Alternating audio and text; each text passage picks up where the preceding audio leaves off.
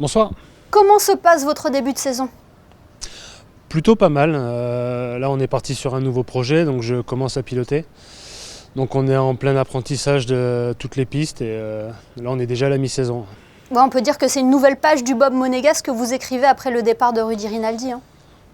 Alors ouais, le livre était plutôt beau, donc il va falloir travailler très dur pour pouvoir en faire un aussi beau que ça. Il y a du travail et on est prêt. Ouais. Vous l'avez dit, vous avez changé de poste, vous pilotez désormais, c'était une ambition de votre part? Oui, ça fait plusieurs années, pour rien vous cacher, depuis les JO de 2018 à Pyeongchang. J'avais vraiment envie de piloter, mais je voulais quand même finir avec Rudy jusque Pékin.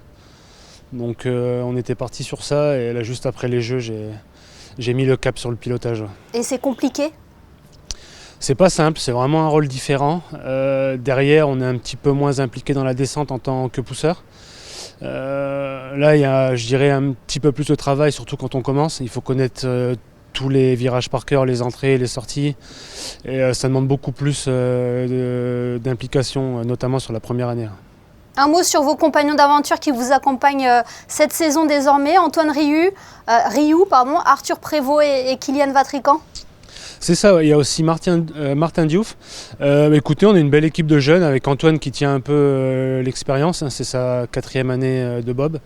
Donc c'est lui qui essaye de faire passer le flambeau à tous ces jeunes pousseurs.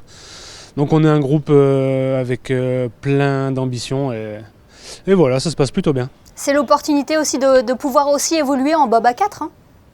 Exactement, alors c'est pas le projet final, nous ça restera sur du Bob A2, mais on a déjà fait une course là, à Lillehammer en Norvège début novembre et ça s'est plutôt pas mal passé. Ouais. Justement, quels sont vos objectifs cette saison, Boris? Alors cette saison, l'objectif principal c'est d'emmagasiner un maximum d'expérience, d'aller apprendre plusieurs pistes. Le programme il est fait sur 7 pistes pour nous cette année.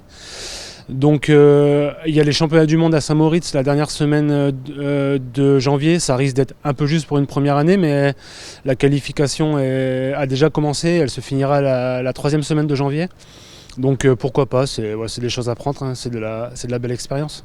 Boris, est-ce que vous ressentez encore l'émulation qu'il y a eu autour de votre 6e place historique aux Jeux Olympiques de Pékin en février dernier? Alors oui, par contre il a fallu tourner vite la page parce qu'on aurait pu surfer sur cette vague qui était tellement belle. Maintenant quand on recommence un projet et qu'on part à zéro, il a fallu tourner la page et se concentrer très vite sur ce qui se passe aujourd'hui. Vous en reparlez encore entre vous ou en compétition? Bon, bien sûr, ça a été pour nous le moment phare de notre carrière pour l'instant. Donc c'est des beaux souvenirs, ça nous motive, ça nous donne envie de faire mieux et d'aller chercher les Allemands, pourquoi pas. Ça c'est l'objectif final. Oui, il y a encore d'autres belles pages à écrire, Boris. On l'espère, Ouais. Et c'est ce qu'on espère aussi pour vous. Merci infiniment d'avoir été avec nous et puis passez de belles fêtes. Merci à vous de même.